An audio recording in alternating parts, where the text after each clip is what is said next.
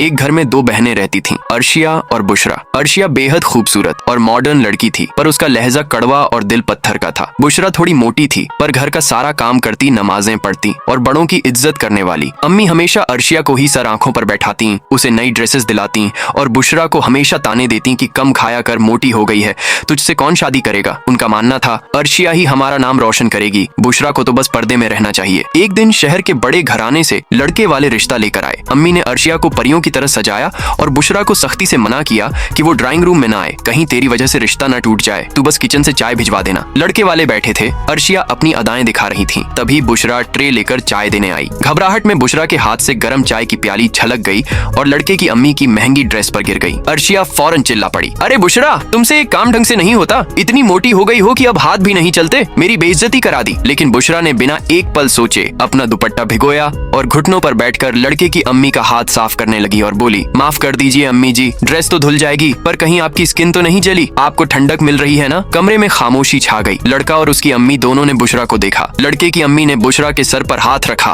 और फैसला सुना दिया, हमें फिगर वाली बहू नहीं चाहिए, हमें फिक्र करने वाली बहू चाहिए। अर्शिया और अम्मी शर्मिंदा होकर रह गए। रिश्ता बुशरा का तय हुआ, खूबसूरत अर्शिया का नहीं। जिस्म की बनावट तो ऊपर वाले के हाथ में है, लेकिन दिल की बनावट इंसान के खुद के हाथ में होती है। रिश्ते वजन तोल कर नहीं, दिल का वजन देख कर किए जाते हैं।